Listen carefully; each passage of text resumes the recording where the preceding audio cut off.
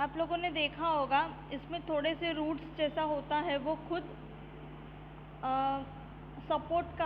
Support लेके, जो हमने सपोर्ट रखा है उसका खुद ब खुद सपोर्ट लेके वो बड़ा होता है। और क्रीपर में क्या होता है कि जैसे ये क्रीपर है तो ये इसकी वीक होती है स्टेम, और वो ऐसे ही ग्रो होता है। इसको भी हम ऊपर चढ़ा सकते हैं, पर इसका जो फ्रूट होता है वो बहुत हैवी होता है, जिसके कारण वो ऊपर नहीं रह सकता। ठीक है। Now stem, observe the different plants around you, note down different structures or parts borne by the stem. Compare your observation with that of your friend. What do you find? Stem bear leaves, branches, bud, flower and fruits. तो stem क्या होता है अभी आगे ही हमने पढ़ा।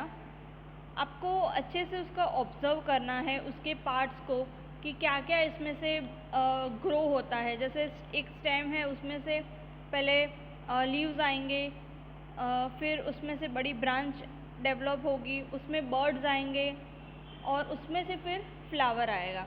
तो ये सारी चीज़ें आपको नोटिस करनी है। अभी एक एक्टिविटी है, मैं पहले आपको एक्टिविटी समझाऊंगी कि आपको एक ग्लास लेना है, उसमें वाटर और रेड या ब्लू इंक डालनी है।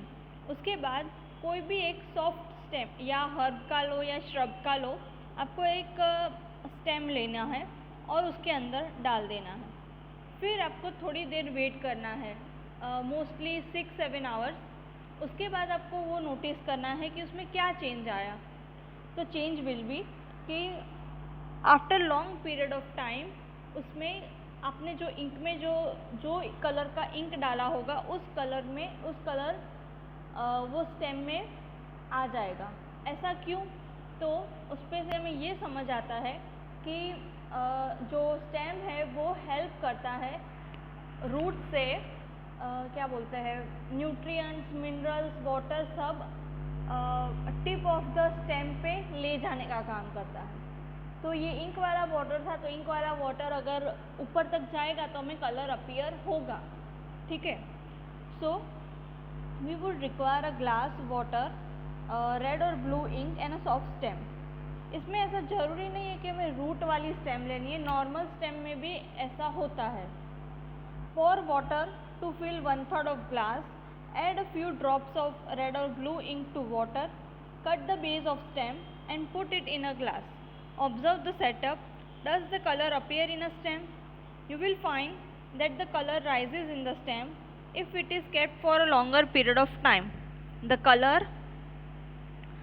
appear in the veins of leaves also.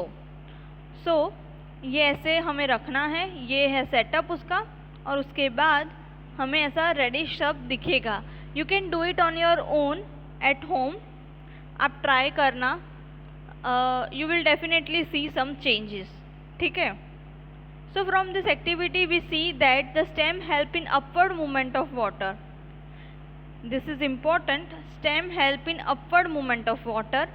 Water and minerals go to leaves and other plant attach to the stem. ठीक है।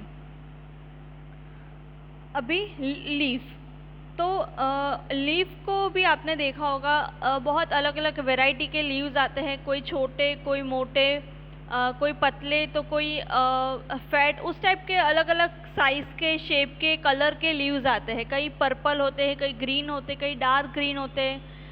सो ये उसके डिफरेंट कलर्स है।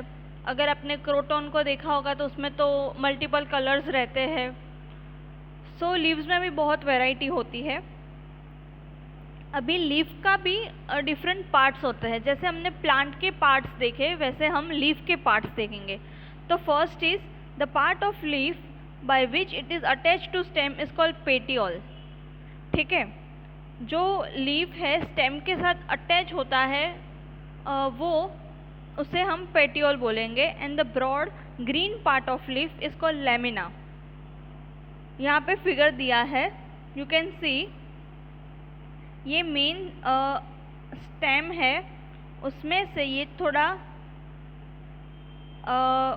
पेटियोल है और उसके बाद लीफ होता है शुरू। ठीक है। ये इस तरह से लीफ होता है। अभी उसमें ये पूरा ग्रीन कलर का होता है और इसे हम क्या बोलेंगे, लेमिना।